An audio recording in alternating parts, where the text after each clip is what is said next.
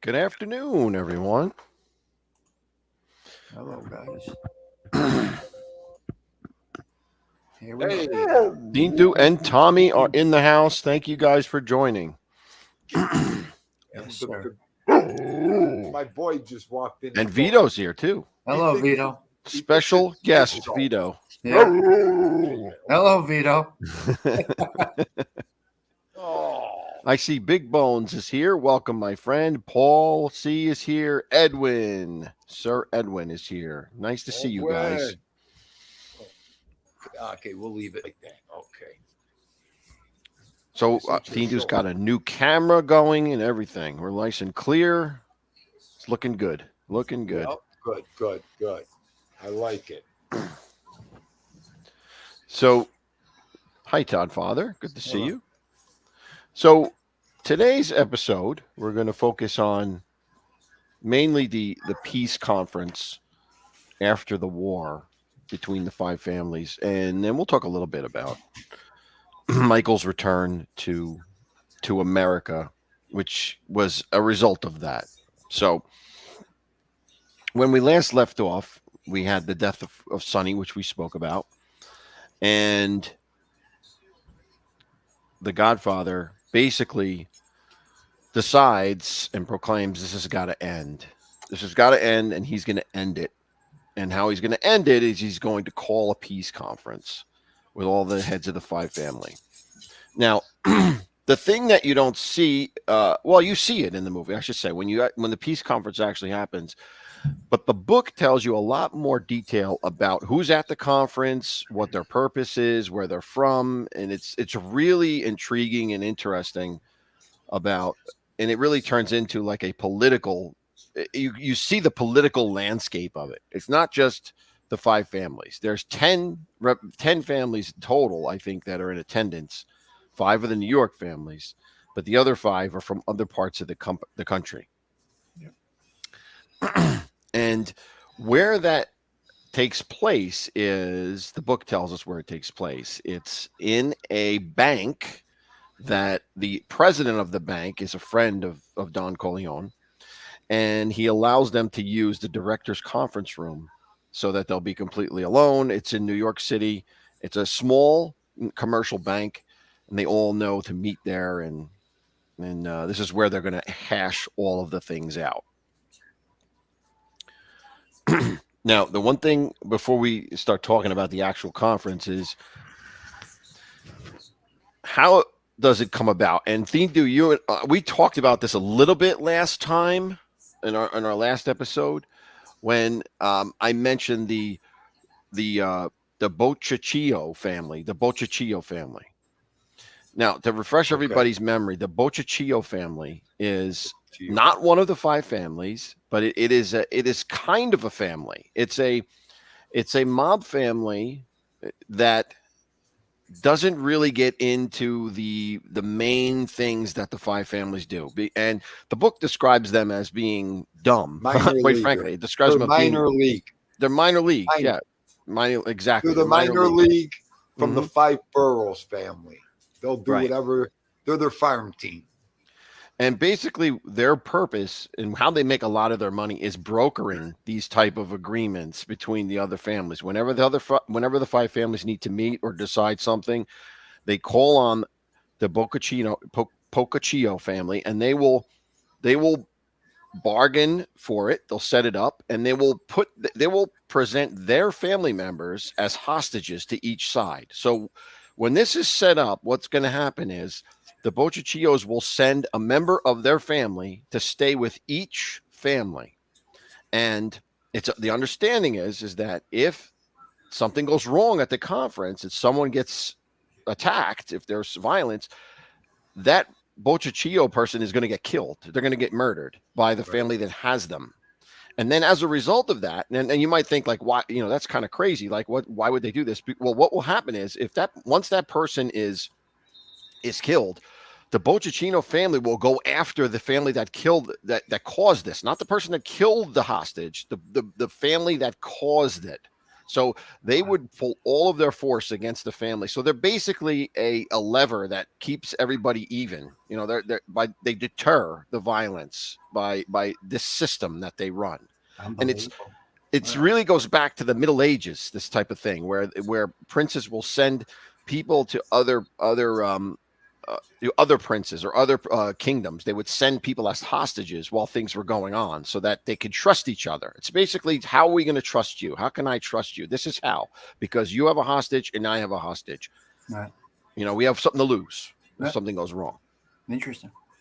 Yeah. So, I mean, obviously they couldn't do this in the movie. There's just too much to it. They couldn't put that in the movie, but that's the setup for how the meeting takes place. So what are your thoughts when you first see the scene? You know, the scene opens up with the huge conference table, right? And who is seated at the head of the conference table? If you remember. The head. Do you remember? Hang on. When he came back from Sicily? No. The meeting, the conference, the settlement, where the families meet. Who is seated at the head of the table, where they meet and they have their meeting? I don't know. It's not Don Corleone. It's not him. It's not Vito. No, it was what's his name? Salazzo? Nope. Salazzo's dead already. Not Salazzo. Yeah. The other one. Not Tessio. Not Tattaglia. I thought it was Tattaglia. Nope. It's Bozzini. Hey, Bozzini. Yes, Yep. it's Bozzini. Bozzini. Yep. And that in and of itself tells you, it tells the Godfather who his real enemy is. That the Tattaglia, in Theo's word, the Tattaglias are minor league at this point when it comes to Bozzini. Bozzini is using the Tattaglia family. He's the head guy here. He's the one that wanted to take down the Corleones. Hold on. Bozzini lost a son, right? No, Tattaglia did. Tattaglia lost his son. Okay. Mm-hmm. Bozzini was across from Don Corleone at this meeting, right? He's seated at the very head of the table. Bozzini. And then Bozzini is. And then on one side is Tattaglia. On the other side is Corleone. Okay, I got it. They're looking at each other. They're the looking head at of the table is Bozzini, basically as if he's the chairman. You know what I mean? He's like the head guy. He puts himself in the position and he's the head guy. Right. We're here because after Salazzo got this is how we ended up here. Yes. Right. Man, it's a lot to absorb. Oh yeah, absolutely. And it takes place on a Saturday afternoon, and there's a specific order how the people arrive. Right? There's with the family, how the family arrives at this. Aside from the Corleones are obviously the first one there because they are calling the meeting, and it's at his place. It's he arranged for the place of the meeting. The first person they call, first family that shows up in the book, it tells us it is someone by the name of Carlo Tremonti. Carlo Tremonti. Now, right. Carlo Tremonti represents the family from the South, meaning Florida, New Orleans. His family controls all of the South, and they describe him as the guy that arranges for the relationship with Cuba and Batista that we see in Godfather 2. They describe him. He is the guy that brokered that deal with Cuba with all of the casinos and everything like that. So he's connected to the five families because he's bringing them. He's expanding their area. He's going to bring them into Cuba. So he's valued. So that's why he's invited to this meeting. Okay. Like, again, they don't tell you this. They're there. These people are there, and they circle the table, but they don't tell you anything about this in the movie. They don't tell you why these folks are there, or what they represent. Right. When he opens up the meeting, he says five families. He says New Jersey. He says he pinpoints on the regions basically. Right. That's it. And very, very quickly. Yeah. Right. The fist. Mm-hmm. And they describe him in the book as being like kind of like a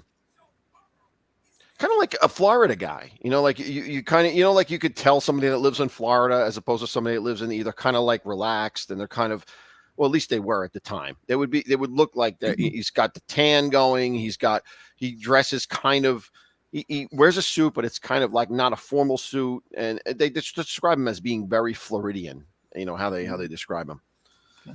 Now, the second people that arrive are someone by the name of Joseph Zalucci, who's from Detroit.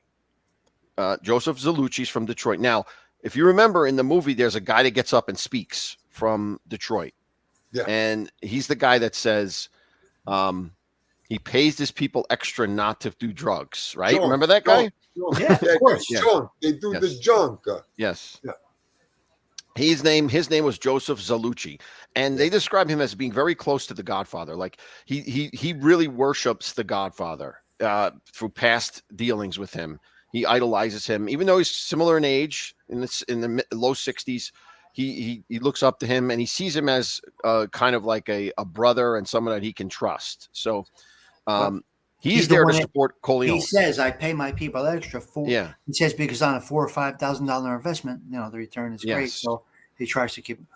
So he tries to keep him. Right, exactly. And he's against drugs. He's against drugs. His family's primary source of income is horse racing. He controls all the horse racing in the Midwest. Yep. And he's also famous for non-violence. He's also famous for like trying to calm down violence. He doesn't want violence. He thinks violence is bad for business and stuff like that. Right. So he's there to support the Godfather himself. He's there as someone that's going to support him.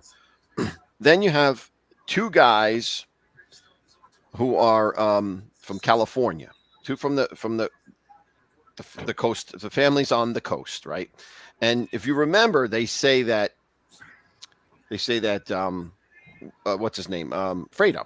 Fredo is bankrolled, right? The Molinari family bankrolled Mo Green's casino, so that and as a result of that, they guaranteed Fredo. Fredo went there. Now that was done because there was a barter between the Corleones and the Molinari family.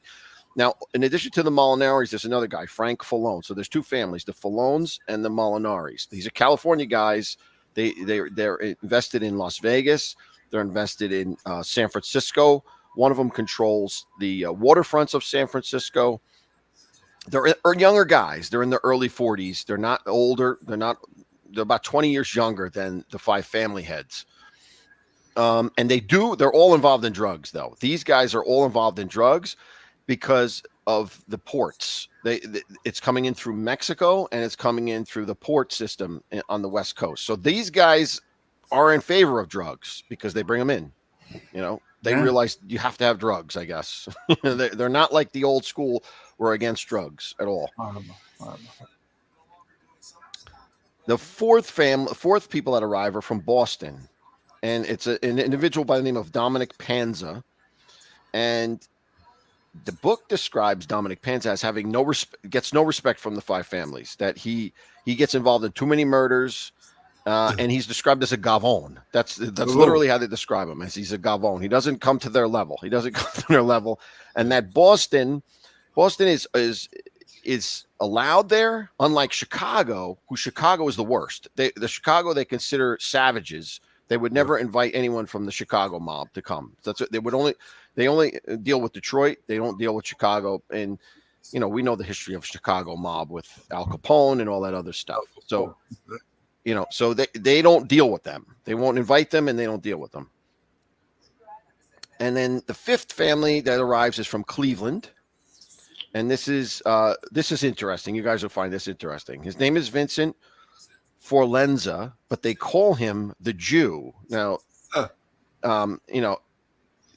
Tommy knows that we grew up with someone who was called the Jew, but this guy's not Jewish. But the reason they call him the Jew is because he's surrounded by Jewish. He brings Jewish people into his family. He brings Jewish people in his family, and as a result, and much like they call the Corleones the Irish gang, they call this guy's family out of Cleveland the Jewish gang, even though it's headed by an Italian. Wow. That's art imitating life. Yeah. For us. Yeah. The Gambinos brought Jerry the Jew in. Well, there was Modalitz. There was the Cleveland crew. Yes, Cleveland. Yep. That's who that was at that time. Modalitz and the boys. They pumped out all that gambling out of Cleveland and right into Vegas. That's where they got all their respect. So And they describe the Cleveland guys as the most powerful family in the country with gambling. Like they're better than the Corleones with gambling. They've mastered the art of making money off of gambling. And then you have the 5 families, the existing 5 families. And now we talk about, they introduced the 5 families in the movie, right? You have Strachey, Anthony Strachey, who is responsible for New Jersey, right? Yeah. Basically, he's responsible for New Jersey. And he's also responsible for the west side of Manhattan, the ports on the west side of Manhattan. And he's big in the Democratic political machine. He controls a lot of the Democrats in the area. He doesn't believe in prostitution, but he does want smuggling of drugs because he owns the ports and he wants the money he gets a tax as it comes in. He gets a tax as it comes in. It's moving through him. Yeah. Women aren't. Right. Cargo is. Then you have Cuneo, Otilio Cuneo. Now he's from upstate New York. Cuneo. Now, yeah, Cuneo. Again, this is a family that's big in racetracks. And here's the interesting thing about them. They're smuggling Italian immigrants in from Canada. They make money from the other families by smuggling Italian immigrants in. When a family wants new recruits that come from Sicily, they go through Canada. Because if you remember, at the time, this is right after the war, they wouldn't let Italians into the country because of Mussolini. They wouldn't. The only way Italians could come in is to come through Canada. And this guy, Cooney, would bring them in for the other families. Until Luciano went over there. Right. Well, he got deported over there, right? He got deported, but still, he helped them out. He helped America out. Right. And now Cuneo's a little bit different than everybody else because he's never been arrested. And he was voted the Businessman of the Year award in New York State Businessman of the Year award. So he is kind of like a Castellano, I guess, wanted to be. Castellano wanted to be. Castellano wanted to be a businessman, right? He always wanted that image of a businessman. Yeah. Well, this is kind of what that is. And then, of course, we have Emilio Bazzini, and he's the villain here. There's no question about it. He wants to take out the Corleones. And day one. Go ahead. No, from day one he did. Yes, absolutely. Yep. Now, he's described as being a little bit younger than the Godfather, like late 50s. So he's not in his 60s. He's late 50s. And he doesn't go along with all of they use the term Mustache Pete stuff, which is the no drugs, school. No prostitution, the old time way of doing things. Right. He had the beige suit on, if I remember. Yes. I think you're right. Yes.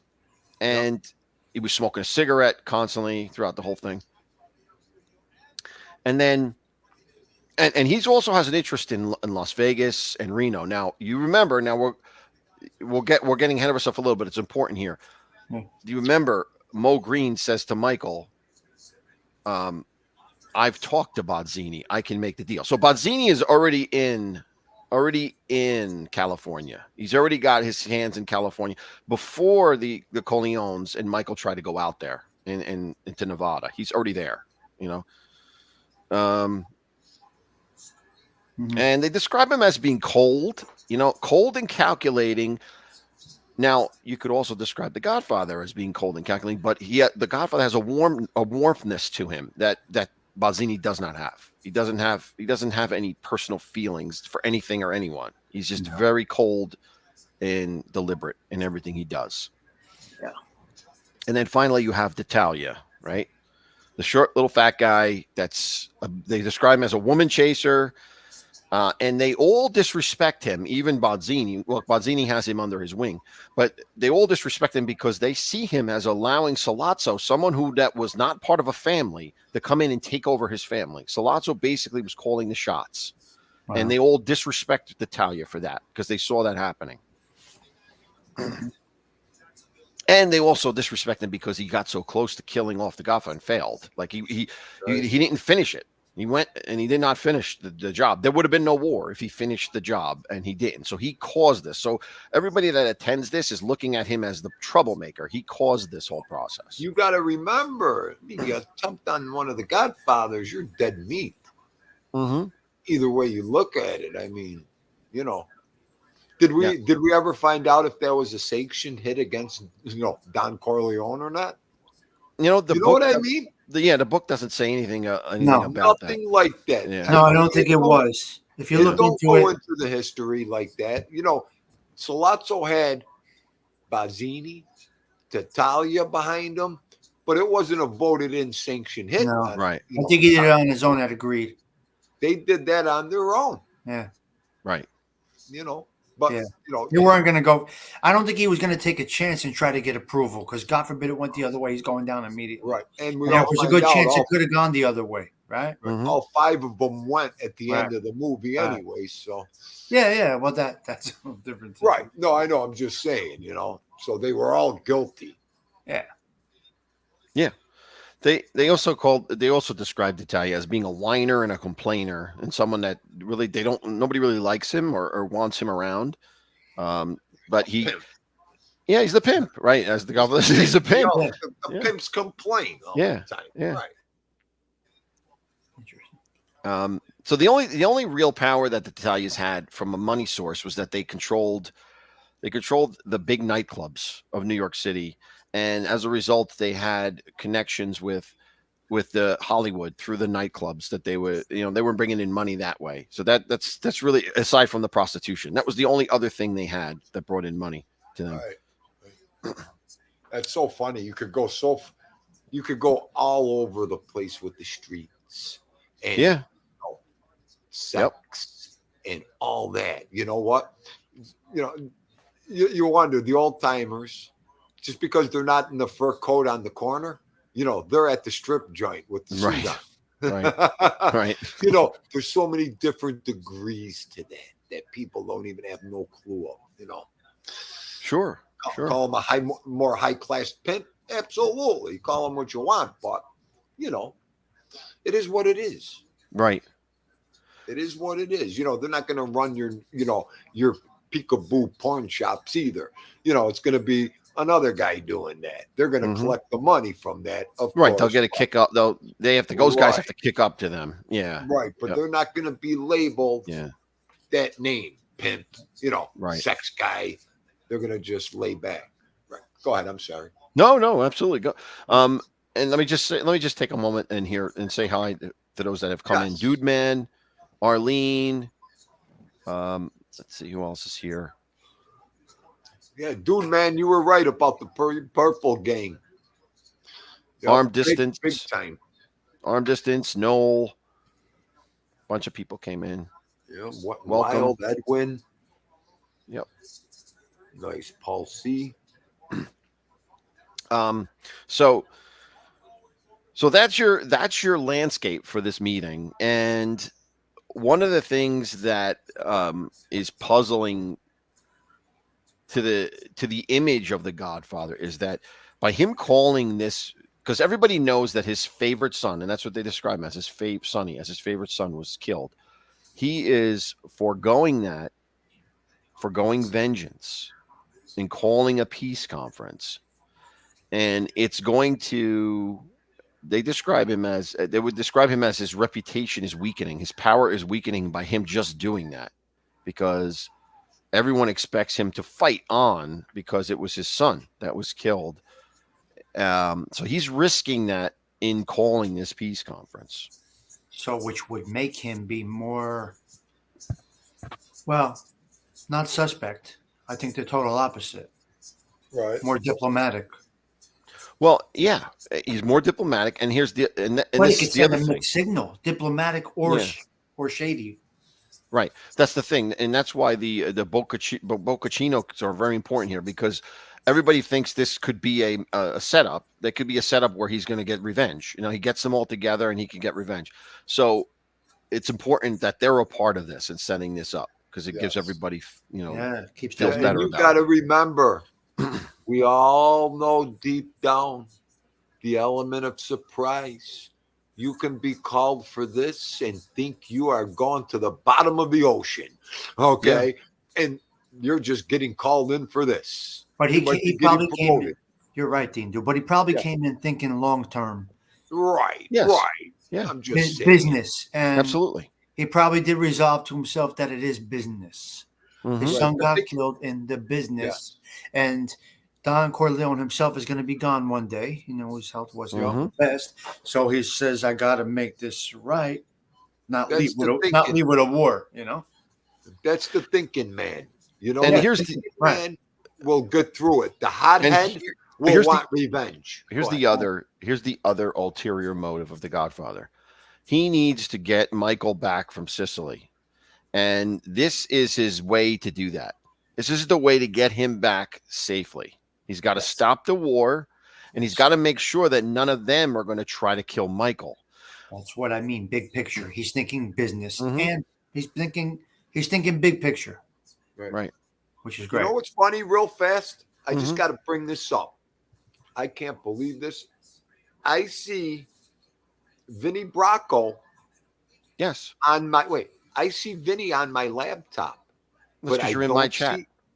That's because you're in my chat. Pay attention. Pay attention. I don't see Vinny. I don't see Vinny on the phone in your chat. Oh, really? Yeah. How crazy is that? That's why I wanted to bring this up, and I said hello. I seen Vinny on the laptop first, and then I looked, and Vinny ain't on my phone. Right. How crazy is this? Go to Google. It's your platform, your show. I have you on laptop and I have you on phone. I could see Vinny on the laptop, but I can't see Vinny on my goddamn phone. Bizarre. Crazy. This is crazy shit right here. I'll tell you right here. Hang on. Right. I gotta just show Vinny. Vinny, where the fuck is that camera? You're not even on my phone. You can't see that. Well, we can't see it. The light is too I'm light. sorry. I know. It's just I'm so mad. Okay. One day we'll figure it out, Dean. One day we'll figure it out. Go ahead. I just wanted to say hi and tell them. No. Welcome, Vinny. Welcome. Now, here's an interesting part about obviously they didn't do this in the movie, but the Godfather starts out the meeting talking in Sicilian dialect. He does the whole meeting, according to the book, in Sicilian dialect, which is interesting to me. Well, back then they were all supposed to be Sicilian. Yes. No. Yeah. But do they all speak it though fluently? You know what I mean? Like that's the issue. Back then they thought nothing. They didn't. If you weren't a Sicilian, you were a Metagon. Mm-hmm. So he just took it for granted. They are all Sicilian. This is a Sicilian culture thing. Yeah. And that's the way they portrayed the movie. They made it really Sicilian. Mm-hmm. Even though it wasn't really true to life 100%, but that's the part that they wanted to portray in the movie. Right. Is everybody just understands the Sicilian language. Yeah. Now, the other point is that Bozzini is the spokesman. Aside from the Godfather himself speaking, Bozzini speaks. Tattaglia doesn't speak. So that in and of itself reveals once again that Bozzini is the main culprit here, that Tattaglia is just a tool that's being used. That's all he is. Bozzini basically reveals himself by doing that. Right. So as they go through, right, so we all know the Godfather gets up and he gives his speech, right? And he states that he's, how did we get here? I lost a son. Tattaglia's lost a son. And then he goes into explaining why he's against drugs. And I think what comes out of that is that it shows that, in the book, it's more evident than in the movie, but in the book, it's evident because they tell you how each person's position is on drugs, because it's really a conference on drugs. That's really what it is. It's more than just the stopping the war. It's a conference on what's going to become of the life. Are we going to it's because drugs to this point are all under the table, so to speak. As far as the commission is concerned, it's all happening under the table. They've outlawed it. It's not supposed to happen, and it's happening anyway. So this is where they're going to put it all on the table, and they're all going to say either we're going to do it or we're not going to do it. And so the Godfather tells his position on drugs, but at the end of that, he doesn't. He says this is why he did it in the past, but he leaves open that he's willing to go and allow it to happen now. He had no choice. Mm-hmm. They didn't strong arm him to do it, but it was going to happen because money rules, right?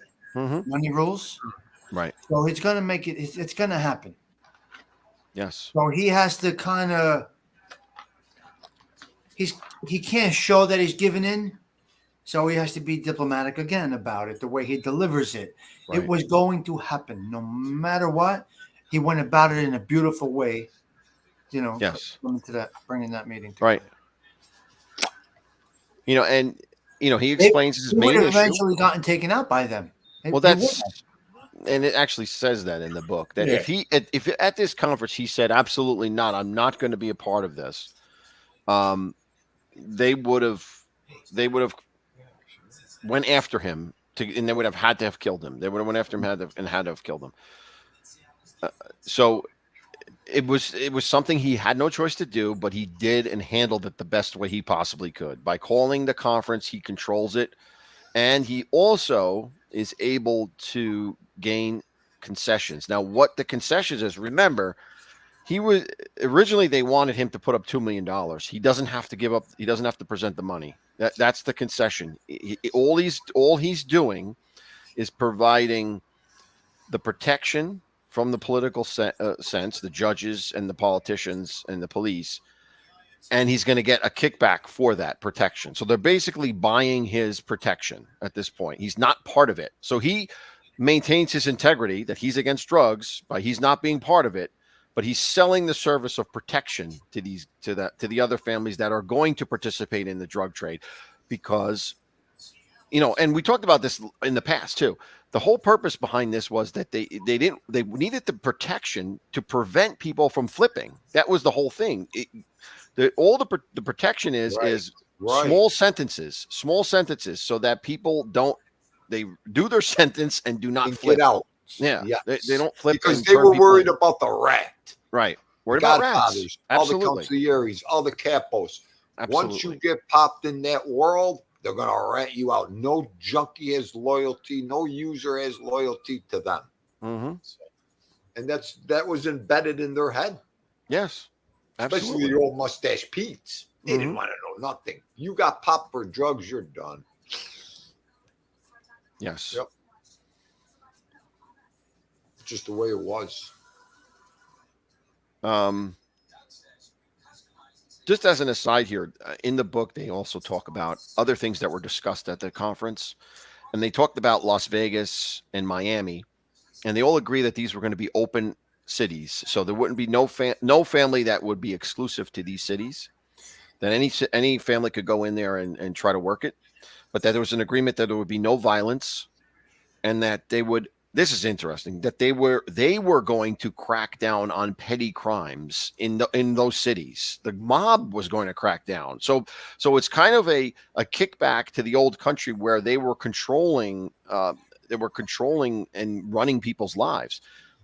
Now their purpose is here to make money because the theory is if you crack down on the crime, on small crime, people will come there and spend their money. People will come there. Legitimate people will come and spend their money. So their goal was to get rid of all petty criminals that weren't part of their enterprise. So they were going to basically doing that. They were going to be doing that as an organization, cutting down on the actual individual crime that happens in those cities.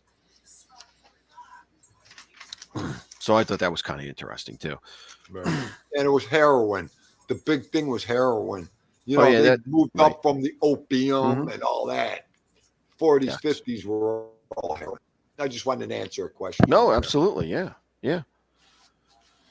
Now this is interesting. This kind of goes to one thing that the Godfather says, and it's not in the movie script, but it's in the book, is during his speech, he says, we have to stick together. Otherwise, they will put a ring in our nose as they have done to millions of Napolitan and other Italians. So this is a distinction here that goes back to Sicilians being different than and seeing themselves different than other Italians. In other words, they see themselves as the only people that have not been controlled by Americans, that have not been Americanized, controlled, put the ring in the nose like a bull, to control them.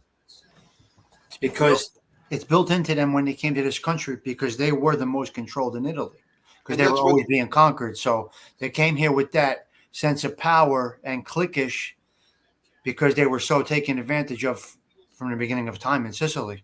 Mm-hmm. My grandmother used to call it the Sicilian chip. Yeah, because they were used to getting conquered. Yep. They were basically the step-ons from every other, right. So they came here and they formed this union, so to speak. And yep, you're right. And I always go back to where my grandmother, my father's mother, she worked in a country club's kitchen, one of the best country clubs, and it was all people like her in that kitchen. At the picnic, the German lady, the Irish lady, my grandmother, the Sicilian lady, the black lady, all were around and you'd hear that. Yeah. It was during that time, the 70s, Anna, she came from Germany. The other one came from, so much stuff was going down in them countries from where these ladies came from, and now they're all working together. It used to be great history, just listening to them, their opinions, and they were all, like Dean just said, the fist. They all stuck together, no matter what. Who would need a ride home at the end of the night? Whose husband was working late? The kids, all that. Just good stuff. Right. But go ahead. No, yeah, no, good point. Yeah. So they have the agreement, and actually, it's Bozzini that says, so we have agreement. So he basically takes over the meeting and says, the drugs will be allowed, the trafficking of drugs will be allowed, and Don Corleone will provide protection in the East, and there will be the peace. Those were the statements. And at that point, he gets up. The Don gets up and walks around the front of the table, and so does Natalia, and they hug and kiss, as a sign of peace between the families. Even though Bozzini, is really behind it, he's acting as if he's the mediator here, that he's the arbiter, he's the guy that's settling the issue. The snake. Mm-hmm. Wow. Yep. Now, here's an interesting side thing. When they go to the conference, it's Don Corleone and he has with him Tom Hagen, right? You see that in the movie. Their driver was Rocco Lampone, right? Remember Rocco? Yes. Yep. Here's the driver. Yep. And when they're coming back from the conference, the Godfather says to Tom Hagen, keep an eye on him. He's worth a lot more than a driver. So it's just interesting. Like the Godfather's sixth sense about Rocco, and Rocco becomes very important to Michael, obviously in the future. Oh yeah, takes out Hyman Roth. At the airport. If you guys don't know that, but no, not you guys. The people listening, right? Mm-hmm. Wow. Big Bones, how are you? Gina, how are you? I missed a couple of people coming in. Octavia came in. Octavia, yep. Seymour Scagnetti. Now, here's another thing that happens. After the conference, the Godfather orders Santino's regime to be broken up. So he had his own, right? You had the two capos, and then Santino had his own. He orders that it's broken up and that the people are dissolved, that they go to either Clemenza or Tessio. And then this comes up. Carlo comes up. And the Godfather says Carlo and Connie should move into the complex where they all live, and we're going to give him more. We're going to give him more responsibility. We're going to give Carlo union responsibility. No more gambling. No more numbers. Union responsibility. And it baffles Tom. It really does. Like, Tom Hagen is really baffled by this. Like, what is this? Why are we doing this? Why are we doing this? He didn't question him on it though. No. He would not question him. No. Mm-mm. And here's another thing, too, that was interesting in the book. I mean, there's so much in the book. He also says to Tom, I want you from now on to get a monthly report of the calls coming from Tessio and Clemenza's house. I want you to call our guy in. I want to see a monthly report of Tessio and Clemenza. And Tom says to him, what do you mean? You don't trust them? And he says, I trust them implicitly. However, there's nothing wrong with having information. Information is power. So even though he trusts them, they've been with him his entire life. This experience has gotten him to the point where he wants to see who they're talking to, who his two top guys are talking to at all times. He wants to see the phone transactions, everything going back and forth. Not so much the detail, but the who they're talking to, really. Yeah, because they weren't tapping phones. It was just where the calls were going. You know, who from the phone company. Who where did it go and who took the call. How funny is that? All right. So, and I forgot, and he also talks about Michael, right? He also the Godfather also issues an ultimatum. If anything happens to Michael, I'm going to blame some of the people in this room. And it doesn't matter what happens to him. And so just think about that. Think about that ultimatum. He says if he's struck by a bolt of lightning, if he hangs himself in his... He goes through all of these things. If he gets and even in the book, it says if he comes down with a flu and dies from a flu, I'm going to blame somebody in this room. So everybody in that room is on edge now. Yep. It's to their benefit to make sure Michael gets back alive. He sent the message. That was the message. Yeah. All right, listen, I got it. I'm right here. I have it in my ear. I'm listening. I got to go talk to somebody for a minute. Okay. I'm putting it on mute and I'm stepping away from the computer, but I'm listening. Go ahead. Mm-hmm. He explained every step. Yeah, absolutely. No, Stiggs explained every step. Yeah. Go on mute and shut up. We know. Okay, in my ear. I gotta go. I gotta grab the phone. I gotta pick up so you guys know I'm still here listening. Ooh, it'll drive you bananas. We know. Just hit mute and go. We know. Oh, he's the best. The best. So ultimately, that goes back to what I said before: is that the major role here, the major goal of The Godfather was to get everybody get a stage where he could just lay down the law when it came to Michael. Michael was going to come back to this country. Michael was going to come back safely and be a part of the family. And he had to get that message out to everybody involved. Right. Nothing was going to happen to Michael. Nothing. Mm-hmm. He made that clear, made sure of that the whole 10 yards. Absolutely. But that's, hey, that was his son. That was, what Michael deserved to him, the whole 10. Look he even texted in the chat, I'm here. Yes, he is. Hello, Chris Trock. Thank you for joining.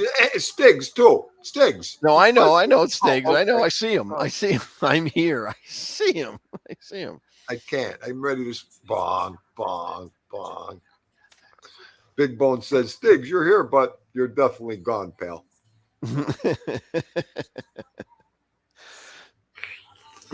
So here's an interesting fact. It takes a year to get Michael back. According to the book, It takes a year for him to get back to the States with all the paperwork and everything else and whatever else was going on. Now, and I think I touched on this last time, but I'll do it again because the focus is on it now. How do they get him cleared of the charges of killing Salazzo and the police captain and McCluskey? Well, it goes back to the Boccaccino family again. The book, there is an individual by the name of Felix Boccaccino who actually wanted nothing to do with the family business. He goes to school, he becomes a lawyer, and he gets into trouble as a lawyer, and he's involved in something where these guys, and it's a bankruptcy scheme or something, and these guys that he worked with turned on him and ratted on him. They get caught in the bankruptcy scheme. They ratted on him. And he ends up going to jail for 3 years. Or actually, he gets 5 years. He serves 3 years. When he comes out, he ends up killing them, killing the people that ratted on him. And he's charged with murder. And he's sentenced to the electric chair. And Tom Hagen finds this out and makes a deal with the Pocaccinos to say, this is what we're going to do. We're going to pay for that guy's family for the rest of his life. We'll pay for his schooling of his kids. We'll take care of the wife and all that stuff. All he has to do now, since he's already condemned, we can't help him. We can't prevent him from being executed. All he has to do is confess to Sollozzo and McCluskey's murder.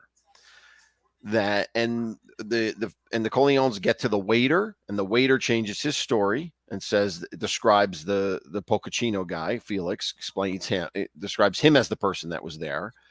And it works. And he goes to the electric chair, for that murder.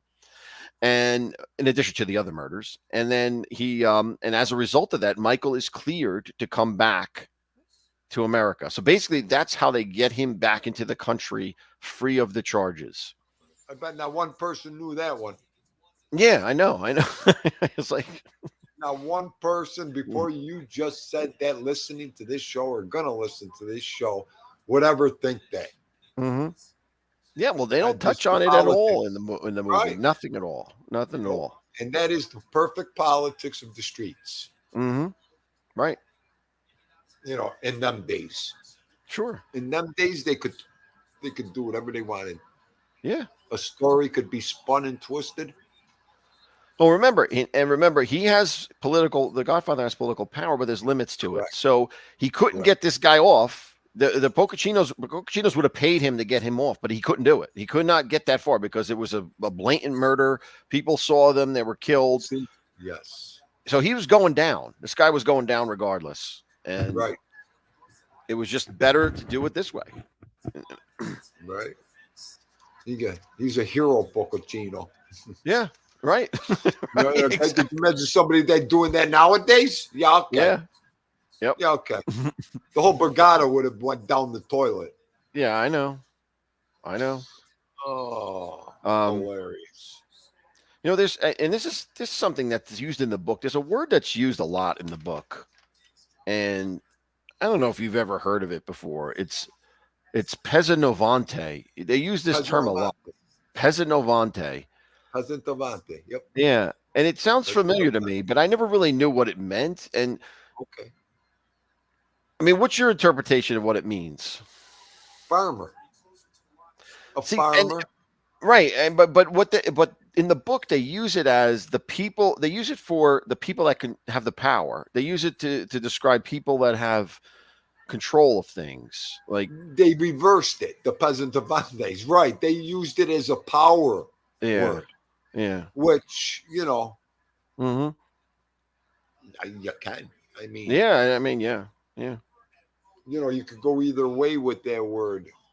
Mm-hmm. The farmers with a ton of money. Yeah. The people that came from the farms, the workers. You could use either course of action with the Pesavantes. Yeah. So, I mean, some of them became rich. Some of them became mob bosses. You know what I mean? So, other ones could after that. Sicily, Italy. So that's the conference for the most part. I think we covered every part of that. I just wanted to touch on a little bit about Michael when he actually comes back, right? I mean, how about when he comes back and sees, the first thing you see is when him getting out of the car to see Kay. Right. That's the first time we see him when he's back in the movie. That's the first time we see him as he gets out of the car and approaches Kate. In the book, he already has the look. Yeah. Right. He comes out full loaded. The look, the clothes, the whole thing. And that's different than the book. The book, book has. It's kind of weird. The book. I don't know. I like how they did it better in the movie because in the book they have Mama Corleone calling Kate and telling her to come visit her, and then Michael's there. Yeah. So it's just I don't know. I didn't really I didn't buy that. I didn't really buy that part. No, it's two different things. Why would his mother call? Yeah. You know, Yeah. a ruthless guy like that, the mother's going to call? I think the movie nailed it right on the head. Pulling up, dressed the act, played the act, the bodyguard, the whole time. You know, he was already, you know, full-blown capo going the boss there. Right. So. Right. You know, and he actually, and in the book, it's a lot more. And when they actually meet, there's this big conversation. They go to New York City, the two of them, and they have this big conversation and how he asks her to marry him. And then she kind of, it's not, you know, it's strange. You know, I don't know. It's just so strange how she's like, she kind of wants to, but then she doesn't want to. It's kind of, it's weird. It's so weird in the book, that part of it. So I didn't really like it that much. The whole thing, you know, I mean, we all know the whole thing with Kay, but yeah. I mean, if you just watch the movie, you would think she was just some poor soul. You know what I mean? right. You know, you don't get the whole breakdown, of the whole meaning of that whole thing. You know? Yeah, it's tough. It's tough. And I mean, he doesn't tell her. He doesn't tell her that he was married in Sicily. He doesn't tell her that at all. No, he didn't tell her one thing. You know, and she believes, and it's funny because she believes that he killed Sollozzo and McCluskey. Like it was in the papers, and she believes it, and he denies it. He denies it to her. He says, "No, I didn't do it." And then she believes him, and then she just believes him. Yep. Yeah. That's it. You know, they play her off to, you know, just settling for what he said. Right. And in the book, she asks him point blank, and she asks him over and over again, "Why do you want to marry me? Why do you want to marry me?" And he doesn't really give her an answer, and until he finally says, "Because I want to have children that are going to be out of the life, and that you'll be the person that will raise them and get them out of my life. That they won't be part of this life." Listen, it was perfect for him. Mm-hmm. Everything happened. He had her on the cuff, Kay, the whole time. Mm-hmm. Okay, he knew she'd be there when he got back. He had that feeling as a man. You know, she could have did whatever she wanted. Don't get me wrong, but he always had that. One day when I go back, she'll be there. He tried everything he could do. Look what happened in Sicily. So he knew that one star was Kay. He could come back. Don't tell her a friggin' thing that happened in Sicily. So there's no guilt. There's no ooh-ah-ee. And start over. Yeah. So yeah, that's what he tried to do with her, you know. But we all know she had all that in her, and she was just getting more as time went on, you know, on who he was. So Arlene asks, how long was he back before he contacted her? I don't know. It's not clear. It doesn't say in the book how long he was back. But in the movie, she says it. In the movie, she says it. You've been back a year. Yeah, that's what she says in the movie. Yes, in the book it doesn't say that, but yeah, you're right. In the movie it says, you've been back a year. Yep, you've been back a year, and she was like in shock that he didn't call. Right. He was there a year before he even called her. Right.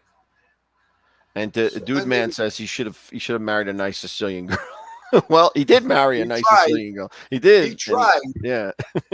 He did. He tried, Dude Man. Yeah.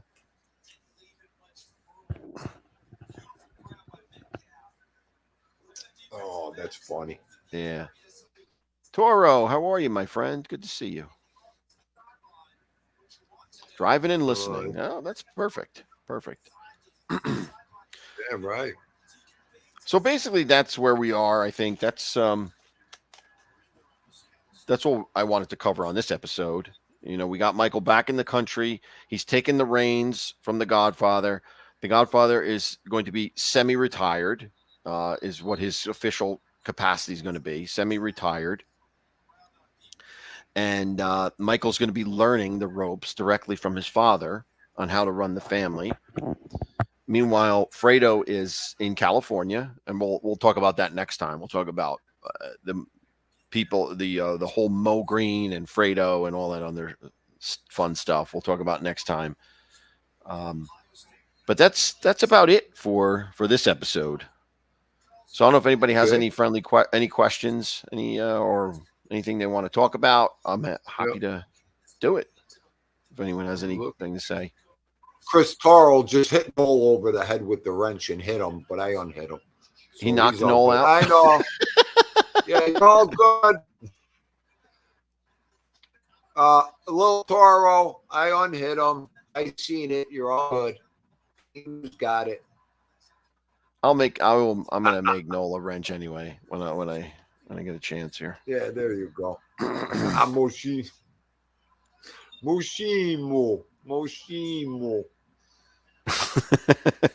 Mushy was.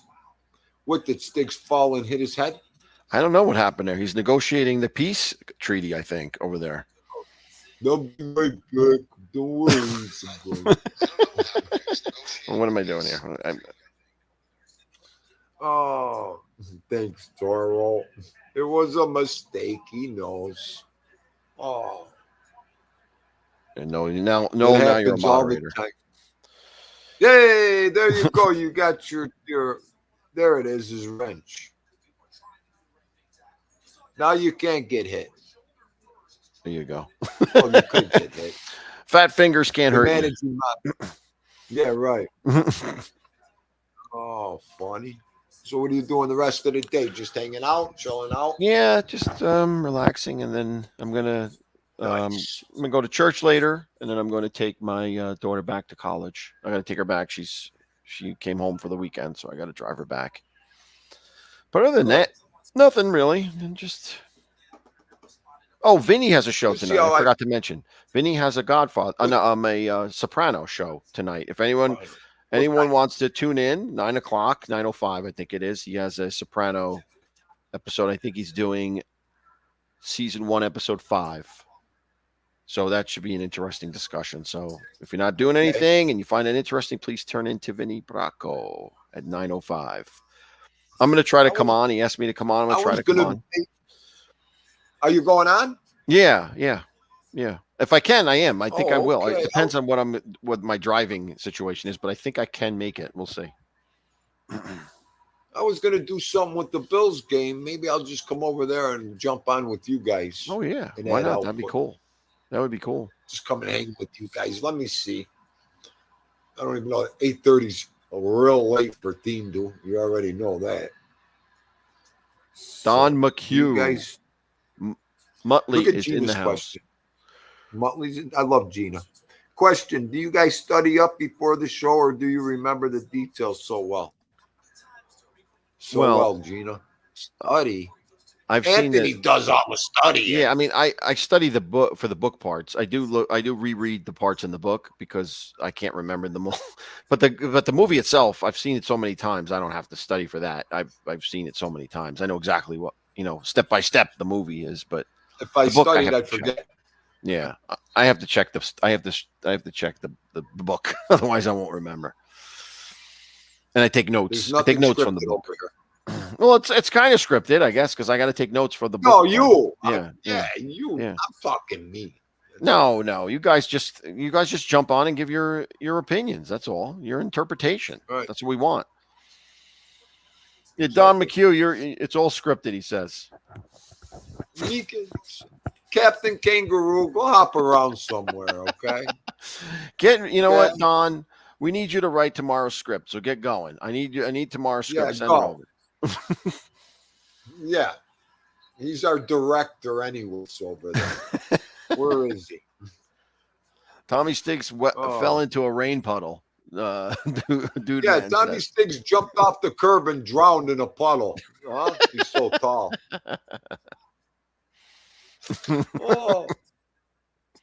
He's so tall. He jumped off a puddle and drowned. Tommy. He's dealing with heaters to pools. You should be closing the friggin' pool, not putting a heater on now. It's 40 degrees out. What are you going to do with a friggin' pool? Come on. The only guy the only guy around me in this history of this lifetime that's working on a pool heater in October. Who does that? Okay, I'm done. He does, I guess. He goes spring. I'll tell you what. If I see him in that pool this winter, no, please. He can't do that. And there's no way he can do that. That even with the heater, he's got to close it in the next week or two. He can't. You can't keep it open. You can't. It's going to get too cold. The guy's got some crazy thoughts in his head over there. You never know. See him in that pool, purple lips, one shivering. Mm-hmm. Oh, there he is. What do you say? Oh, I'm with the pool guy. They want to check it before we close it. Okay. Good. Oh, yeah. Get that bad boy closed. He's bouncing off the fences over there. Well, I'll tell you what. He's going to be I'm going to bring this to a close, and he can go ahead, baby. He can do what he wants with just the pool. Just close him out.